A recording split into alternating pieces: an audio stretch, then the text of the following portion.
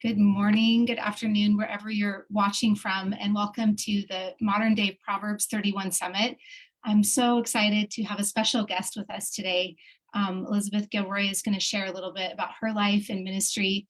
And it's just been such an honor to have different women come on this platform and share their stories of faith and their yes to God and what that looks like and how it's played out over the years. So Elizabeth, I just want to say thank you so much for joining us.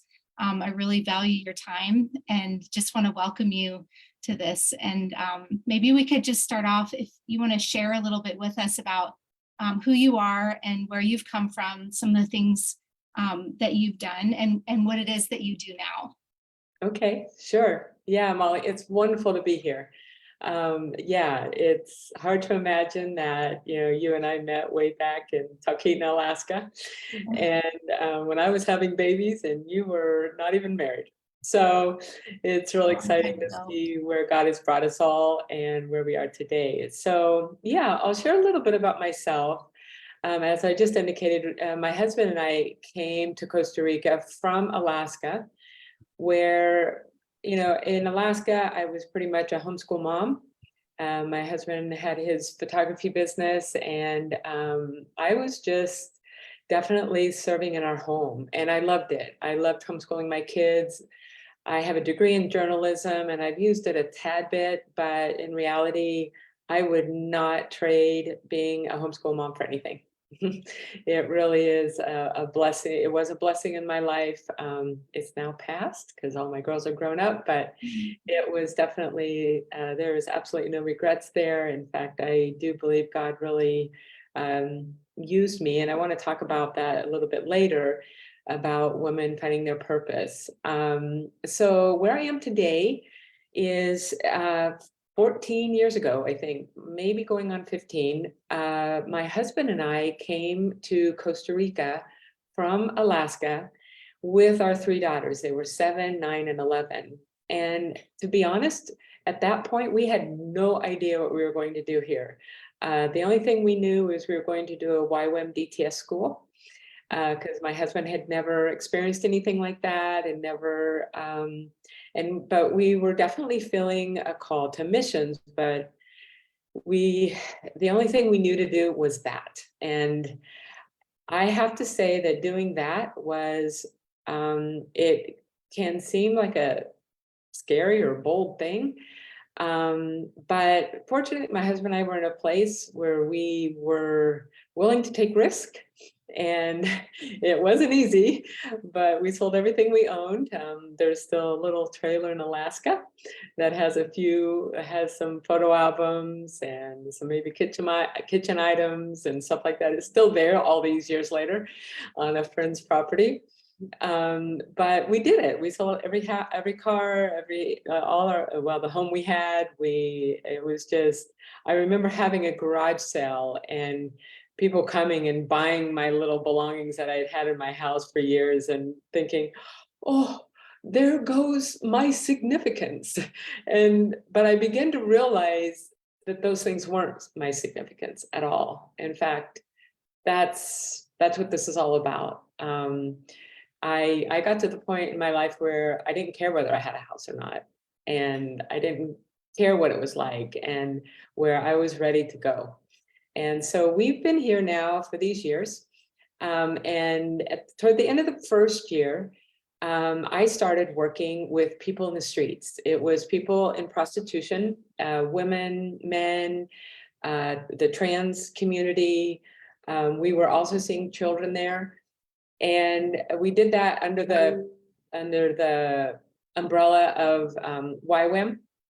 But it just was a beautiful call that God was putting over my life, but I really had no idea in those days the extent that he would use that simple pull of my heart for that. But today, now we have Face of Justice in 2013.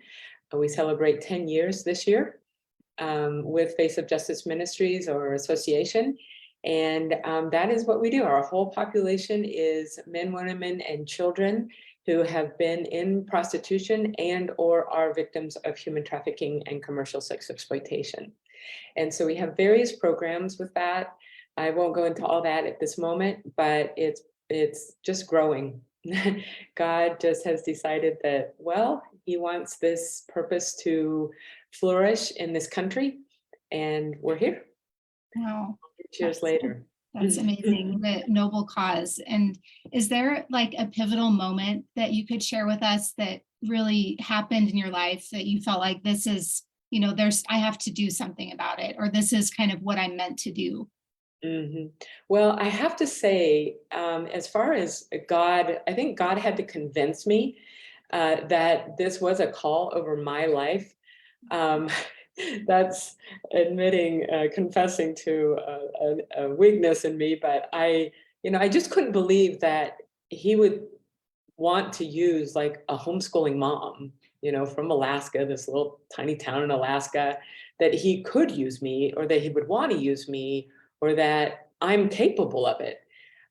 So he had to convince me over these years, and there were several different situations where he did that, but I'll share one that really um, affirmed exactly what we were going to do, because of seeing the need. So one of the things we were doing at the time was we were doing prayer vigils in front of San Jose's the capital here in Costa Rica, and where our ministry is based out of. And we were doing prayer vigils in front of San Jose's largest brothel, which is a common thing. We have done that for many years now. But I was standing out there, and at this point, we had not opened our safe house. We were just simply ministering in the streets and not really knowing what God was going to do with us from that. And actually, at that point, I just believed that was all we would ever do. Like I said, I wasn't convinced at that time that we were going to go anywhere with this. But I was standing out there, and in that environment, there's a lot going on. There's men that are coming to buy, going into the brothel, this big huge hotel.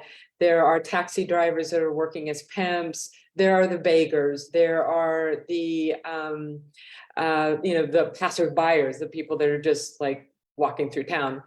And so just there's a lot of chaos going on. Cars are going by, all that kind of thing. Well, on this one particular night, there was a lot going on, and there were people standing out over on another corner. And I was there probably with a group of about 10 volunteers, people coming with me. And what we did normally in that situation was we would just kind of stand around. We eventually started serving coffee and cookies to people.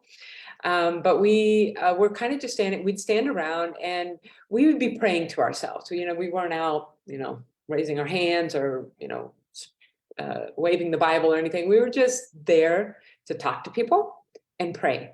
And so I would give everybody that was with me, I'd say, here's 5 things I need you to be praying about. And I can share those another time. And they would be praying over those. But the goal was we would also talk with people. And so all the different players, and in that place, I learned that everybody was buying or selling something. And we were there to sell Jesus. And so we were standing there, and 2 young girls, they were underage, definitely. I believe maybe 15, at the oldest 16. And one of them was pretty provocatively dressed. The other one was pretty conservatively dressed, but she was scared.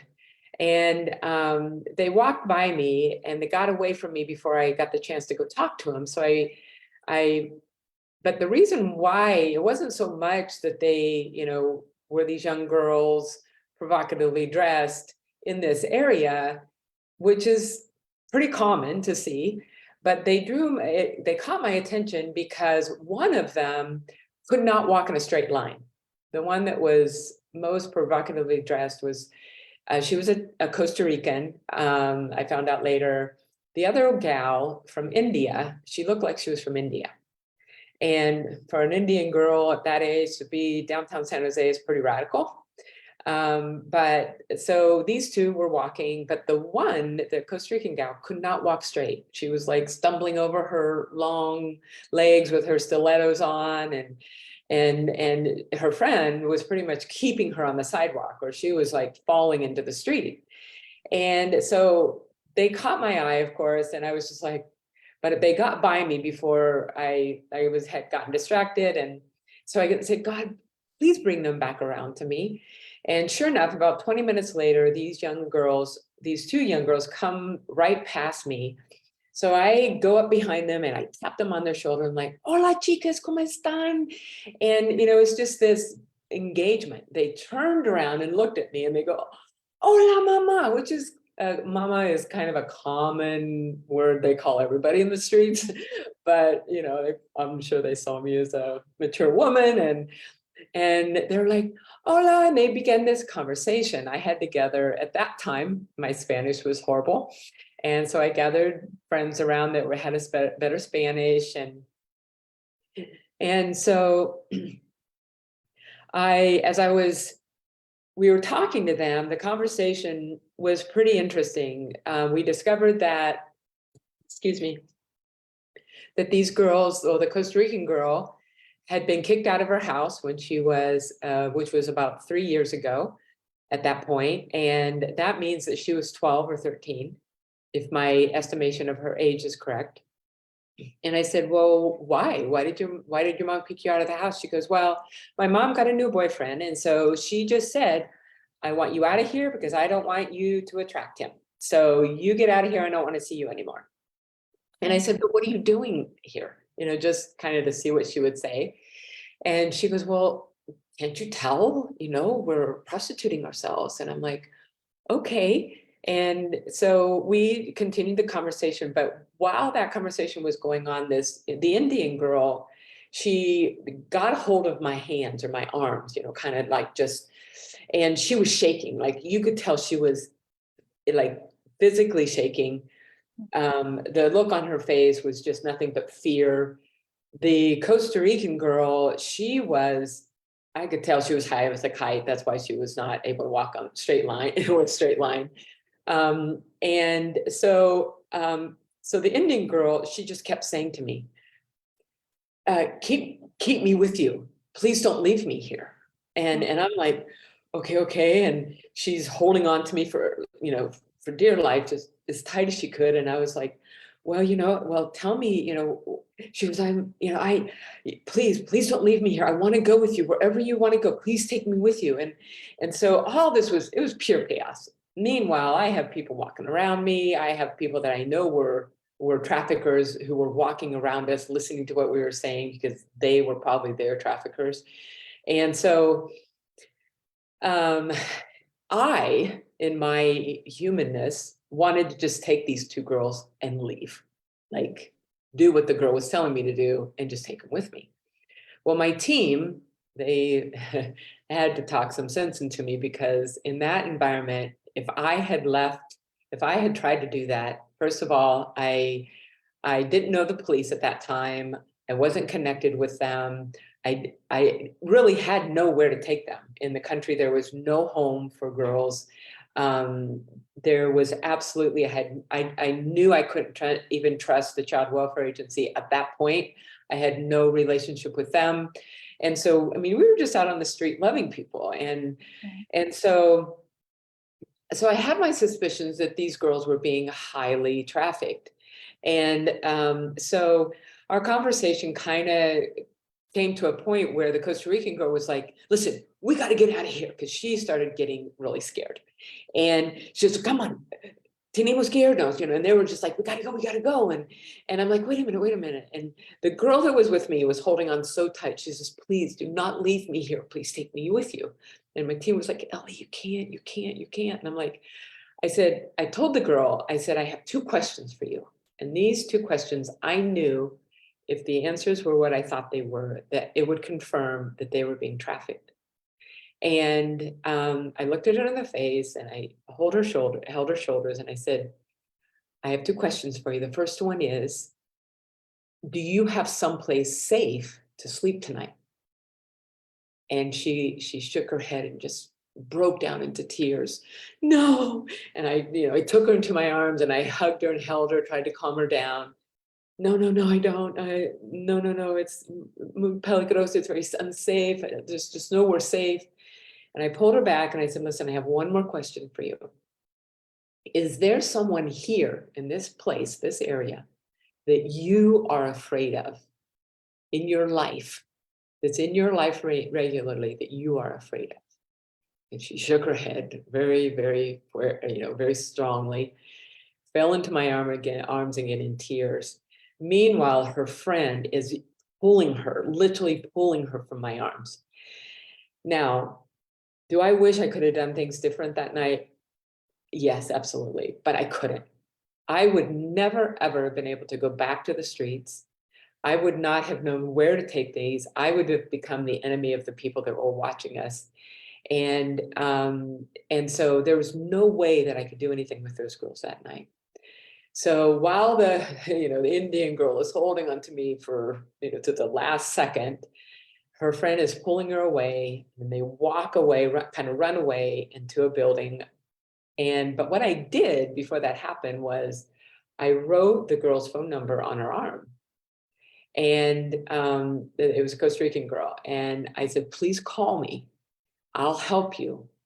And so that night was very traumatic for me. Because first I knew that these girls had been trafficked. I knew they were underage. And I knew all my confirmations were real. But I learned several things. First of all, that minors are being trafficked here in San Jose in the streets. In this brothel, it's happening. That there's no place in this country to take girls. There's no homes, no nothing. Even the Child Welfare Agency really wasn't doing a lot with victims at that point. And so as I left that night and for the next 3 days and processing what I experienced that night, I knew at that moment that I had to do something. That this idea of having a safe house for teenage girls was something that I had to do. I had told God I was willing to, and it had always been an idea for at least about 3 years at that point. But it wasn't a job that I really wanted because I knew it was going to be like huge and overwhelming and very difficult. But I said, God, if you want me to do this, I'll do it. But you have to literally bring everything into my lap. And what he did from there on is a whole nother story. But that was one experience. That girl did call me multiple times in the next few weeks.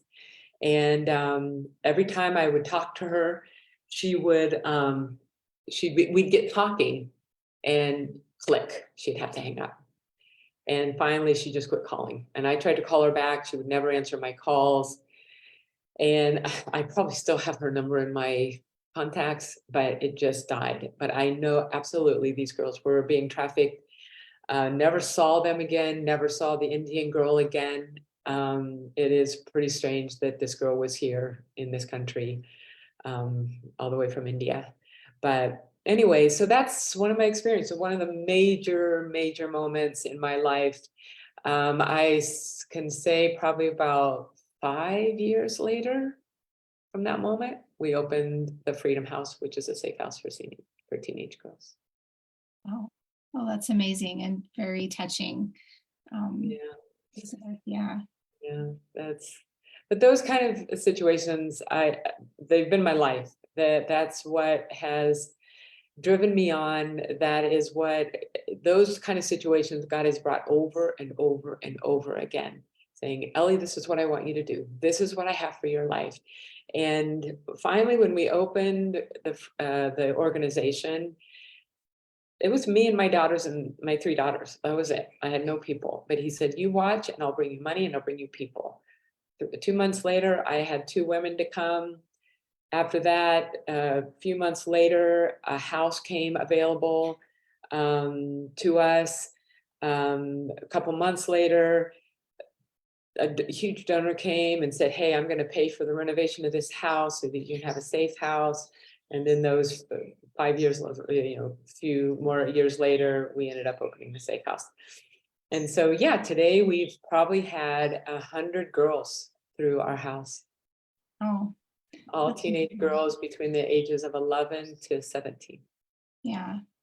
I wanted Yeah, to just ask about, like in the Bible, it talks about considering the cost and also the rewards of faith. And so I just wanted to ask what some of those things have been for you that, you had to lay down some of the sacrifices, and then also some of the rewards that you've seen now. And I know some of those rewards we'll see later yeah, in eternity, but if you want to just share a little bit about that, I think it would be really good for our audience to hear.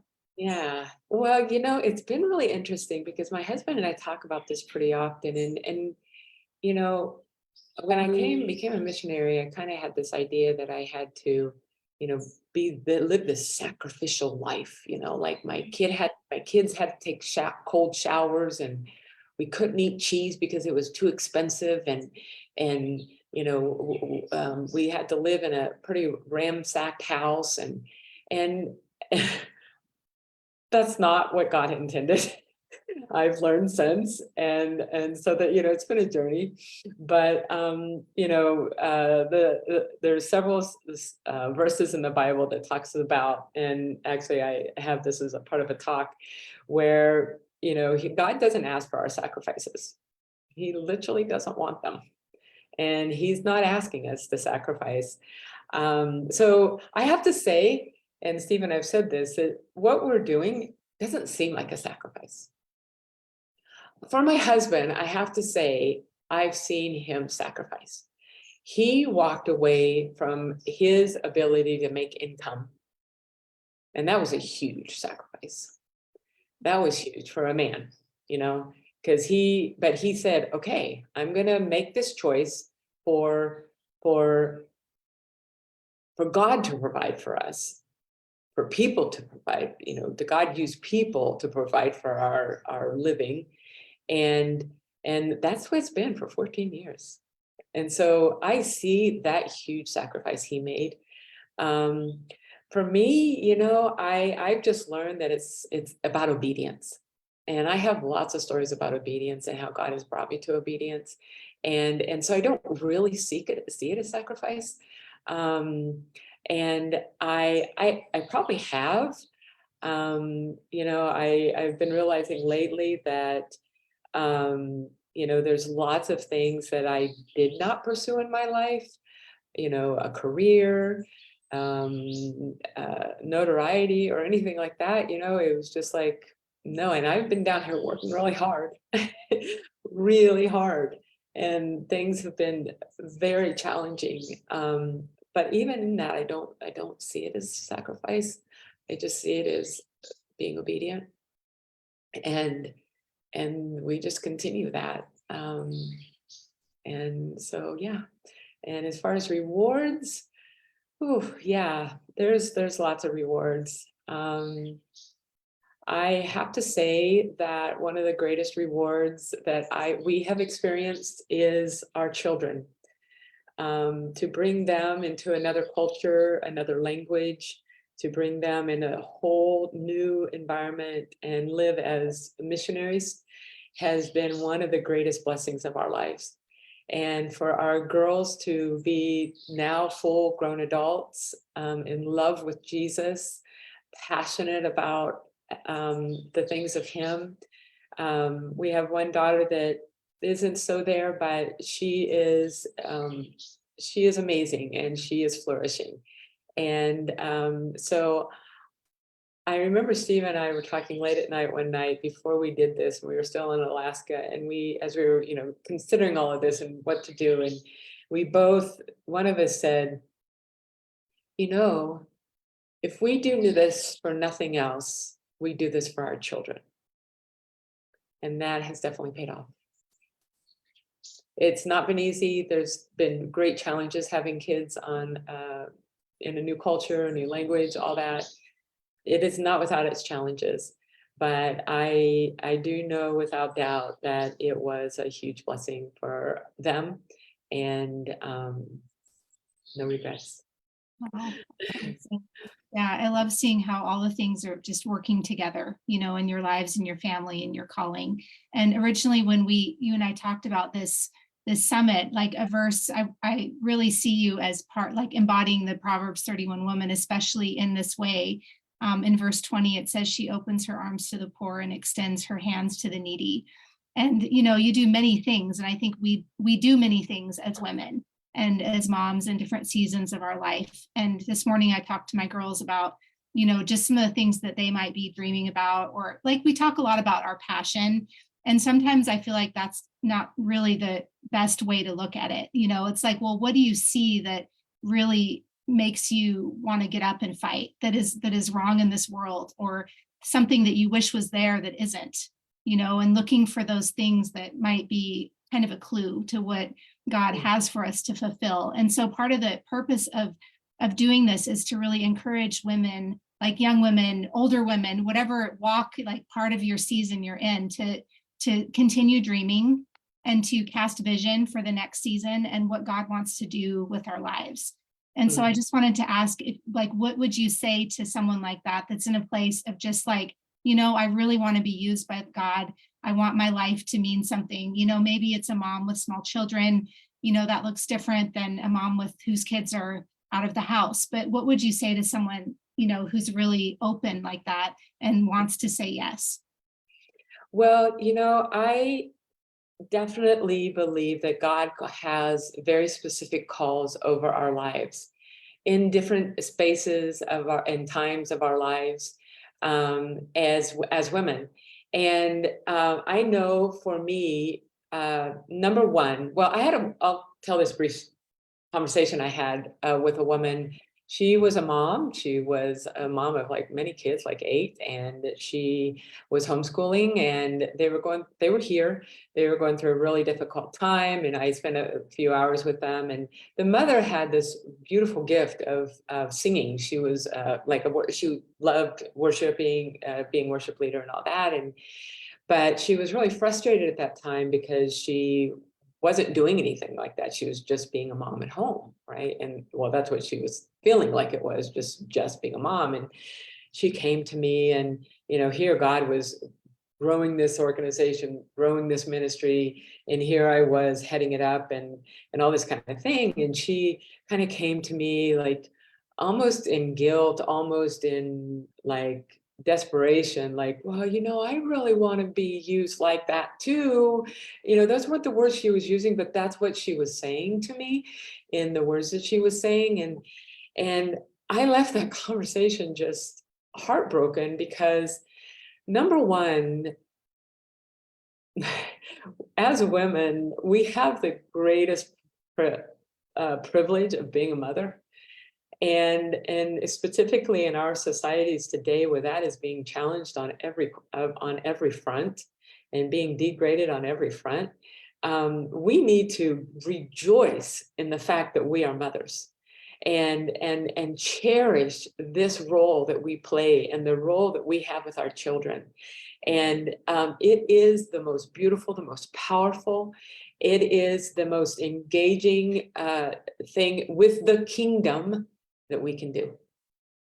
And never, ever, ever belittle in your mind or your heart that role. If God has you there, glory to you.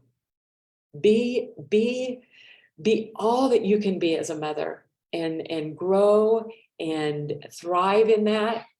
Make it your superpower, because it is your superpower, you know.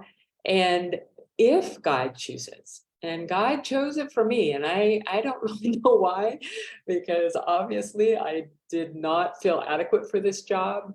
Learning Spanish has been the greatest challenge I've had in my life. It's literally taken me 10 years to get to where I can have a clear, clean conversation in Spanish. But the truth is, God will use us no matter who we are. And no matter where we can't come from, He is definitely seeking people who will say yes. And He is seeking obedience, like we were talking about earlier. It's not about sacrifice, it's about obedience. And So I don't know. I have this story. Do you want me to take you aside and just tell it Yeah, yeah. about obedience? Okay, well, this same place, standing in front of a brothel. One night I was standing in front of that same brothel, and it was a pretty quiet night, this one particular night. And yeah, like I said, there's all these different kinds of, all these different players in this whole area, like that one intersection where we are. But one of the players that usually is there, always there, are the men that are coming to buy. And we think, oh, well, you don't have to work with those people, but God has definitely called me to work with that population as well, and through this avenue. So one day I'm standing there, and one night, and it was a pretty quiet night, that particular night. And I remember having this thought, God, you know, I know that if I went to my house and went to my prayer closet and sat, or kneeled there or sat there and prayed, that you would hear the same prayers that I'm praying here in this space. So why do I need to be here? But he had definitely made it super clear through a whole series of events that is a whole nother story, that I was supposed to be there. But I remember having that thought. And as I stood there, that thought came to me, and I was like, yeah, God, it's kind of cold tonight. I don't know why I need to be standing here. And just as that happened, up walks to me an older gentleman. Well, I wouldn't call him a gentleman, but an older man. He was a very typical visitor to Costa Rica. He was in Bermuda, short, a Hawaiian shirt, sandals, top belly, gray.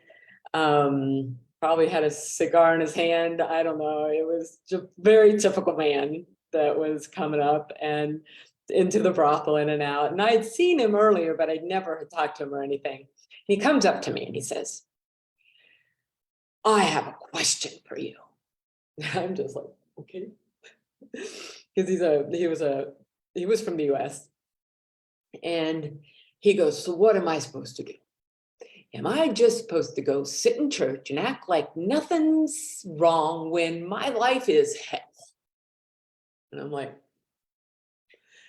okay. And I went to start answering him. And before I could get a word out, the man started a monologue for it had to be at least 20 minutes, if not longer, of how him being here at this brothel was his right, and these women love it, and there's more people that die in domestic abuse than die in these places. And of course I wanted to contest all this and kind of help him see that he needed to be enlightened on the realities and all this, but I could not get a word in. Like, I couldn't. He just kept going and going and going and going. And he talked about marriage. He's like, marriage doesn't work, but this works. And he pointed to the brothel. He goes, I get what I need and they get what they need. And he goes on and on and on and on. And the whole time in this monologue, as he's, right in my face, I mean, he's literally right in my face. About every couple minutes, or 30 seconds, he'd go, you're meddling in my life and I don't appreciate it. And he would say this over and over and over again. And I'm like, me meddling in you? I mean, I'm thinking this, me meddling in your life? I haven't talked to you. I haven't said a word. I haven't been able to say a word. I'm just standing here. I'm not doing anything. I'm just here. But this man just goes on and on and on. He says this over and over and over again. And you're meddling in my life and I don't appreciate it. Finally, at the end of it, he stops and he goes, last time, you're meddling in my life and I don't appreciate it. And he walks off. And I'm like, okay, God, tell me what that was. And that's right when the Holy Spirit spoke to me. And he said, well, Beth, you asked me the question, why do you need to be here? Why do you need to be in this space? I'll never forget what he said. He said, I've asked you to be in this space, and that requires your obedience, nothing more. And I'm like, but God, I didn't even get a word into the guy. Like, I didn't even say anything to him. Like, what good am I? He goes, no. He said, I just need you here.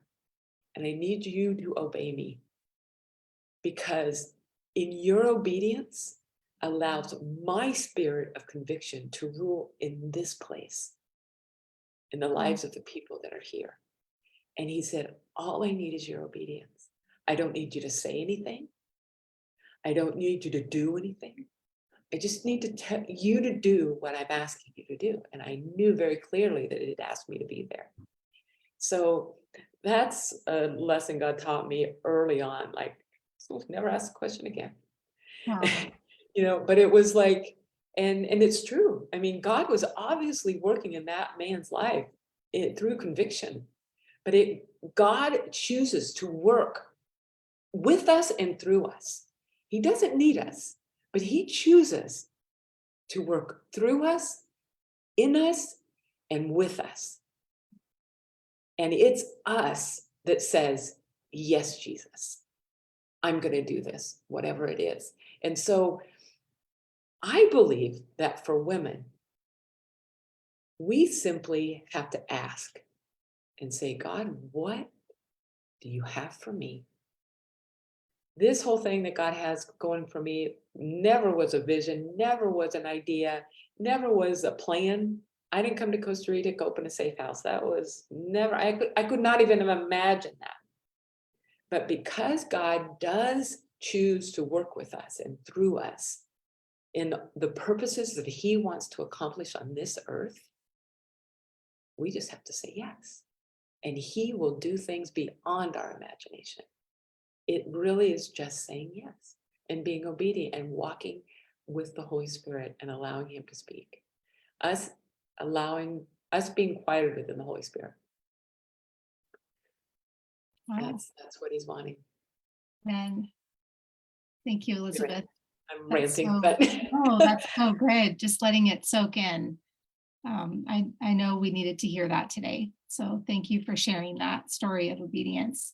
And it's not about, what we want to do and force, and not by our might and power, but just by being obedient to his spirit. And it sounds easy, right? sounds easy, but it's Listening. not. Yeah. No, I have so many stories. But yeah, but even today, even all these years later, it's still that, God, this is your thing, and I'm just here saying yes. Yeah. And when we make it about ourselves and we make it ours, we've lost it. It's got to be about him, and it's got to be his. But he does have a call on our lives, and he will lead and guide us into it. And just trust him with that.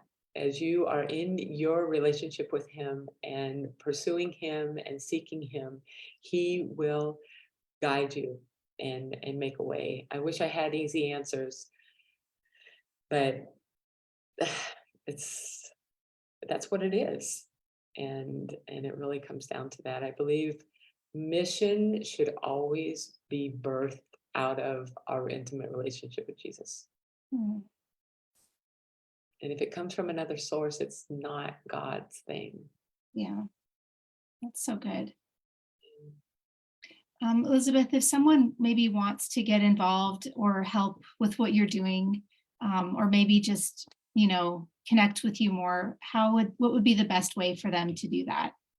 Well, I personally am available on, all social media, Messenger, in Facebook, Instagram. I'm even on Twitter, I think.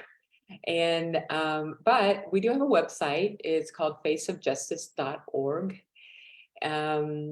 And we have a lot of information there, of course, but I also have an email, elizabeth@faceofjustice.org. Pretty easy. So please, yeah, reach out. Something I'm doing, I don't know if I'm allowed to say this, but Yeah, no, please. this next month, I'm doing something pretty exciting that I just discovered or just decided to do yesterday. I don't know if people's heard of the Camino de Santiago in Spain, where you can walk for miles and miles and miles, and it's pretty famous routes throughout the world that people go throughout the world. Anyway, I'm going to do a 90-mile trek walking on that in May. And we're creating right now a fundraising link where I can raise money we need a bus. We have 20, our capacity for girls is 24, and we only have 15 passenger vans. And so we really need a bigger bus that's much broader, that can hold a lot more girls, because God is just definitely expanding this safe house that we have for girls. And so I am going to walk so they can ride.